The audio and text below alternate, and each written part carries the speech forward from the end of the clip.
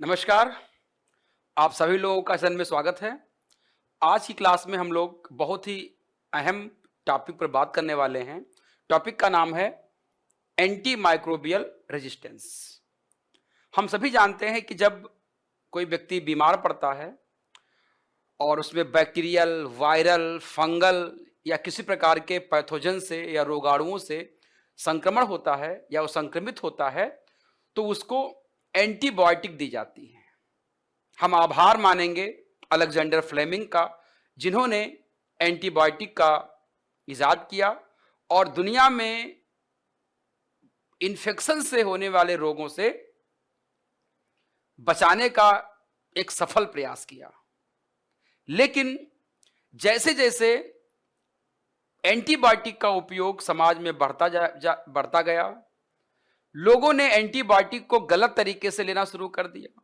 कोई पूरा कोर्स नहीं कर रहा है, किसी को वायरल इन्फेक्शन है तो एंटीबायोटिक ले रहा है, या कोई और समस्या है तो एंटीबायोटिक ले रहा है, अपनी मर्जी से एंटीबायोटिक ले रहा है, गंदी जगहों में रह रहा है, अपने आसपास हाइजीनिक नहीं है, सफाई नहीं रखता है। इन सब कारणों से बैक्टीरिया अपने आप को मजबूत करता चला गया, पैथोजन अपने आप को मजबूत करते चले गए।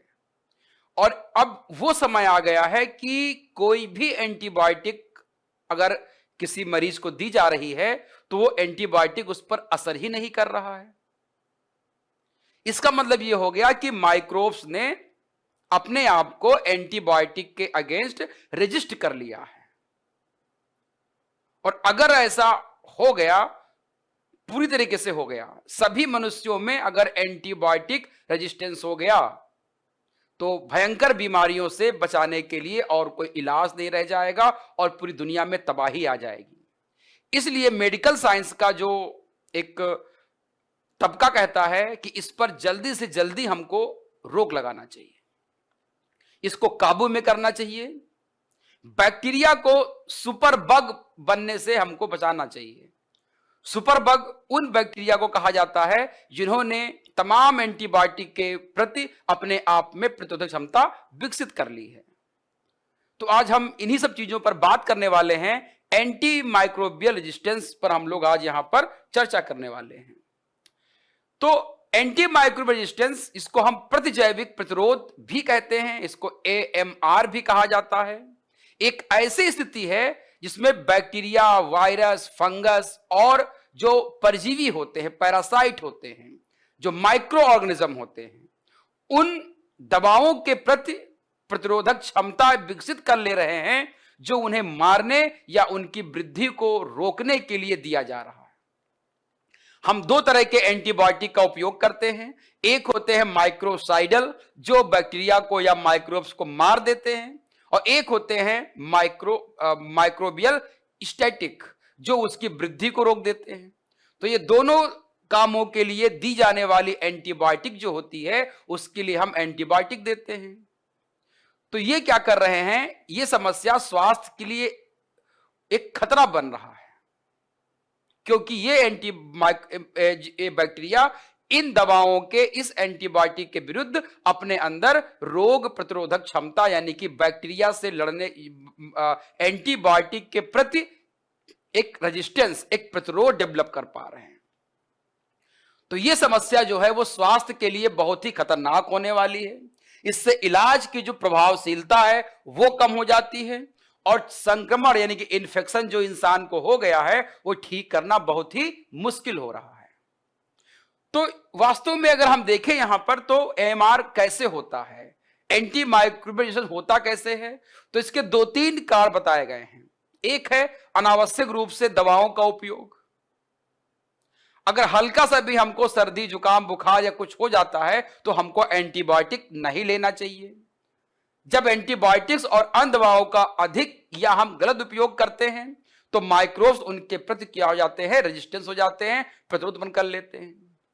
एक दूसरा नियम हो सकता है कि अगर हम दवा को पूरा कोर्स पूरा नहीं करते हैं, हम अधूरी दवा लेते हैं। अगर मान लीजिए कि डॉक्टर ने लिखा है कि आपको 7 दिन खाना है, आपको 5 दिन खाना है, आपको 3 दिन खाना है, हमको लगता है कि हम सही हो गए, हम खाना छोड़ देते हैं, तो अगर कोर्स पूरा नहीं किया है, जब लोग दवाएं पूरी नहीं लेते हैं तो बैक्टीरिया दवा के प्रभाव से बच जाते हैं और वो उसके प्रति अपने अंदर बैक्टीरिया जो होते हैं वो एंटीबायोटिक के प्रति रेजिस्टेंस यानी कि प्रतिरोधक क्षमता विकसित कर लेते हैं। एक और तीसरी चीज हो सकती है वो है स्वच्छता की कमी। अगर गंदगी और इंफेक्शन अगर हो रहा है तो और संक्रमण से बचाव के उपायों की अगर कमी हो रही है तो भी बैक्टीरिया क्या करते हैं, अपने अंदर प्रतिरोधक क्षमता विकसित कर ले रहे हैं। अगर कोई हाइजीनिक तरीके से नहीं रह रहा है, वहां पे बहुत सारी गंदगी है, बैक्टीरिया है, तो बैक्टीरिया क्या करते हैं, अपने आप को उन एंटीबायोटिक के खिलाफ अपने आप को रजिस्ट करने का काम कर लेते हैं। ये एक बड़ी समस्या आ जाती है। तो अब यहां पे देखा जाता है कि एंटी माइक्रोबियल रेजिस्टेंस से जुड़ी हुई समस्याएं क्या क्या होती हैं।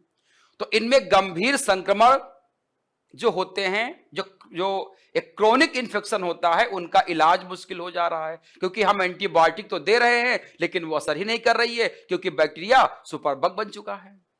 लंबे समय तक अस्पताल में भर्ती रहना पड़ सकता है, इन्फेक्शन बढ़ता जा रहा है, लंबे समय तक अस्पताल में रहना पड़ सकता है, इलाज की लागत बढ़ जाती है और जब कोई एंटीबायोटिक काम नहीं करता है तो अंततोगत्वा शरीर के सारे अंग काम करना बंद कर देते हैं और उस व्यक्ति की क्या हो जाती है, मृत्यु हो जाती है।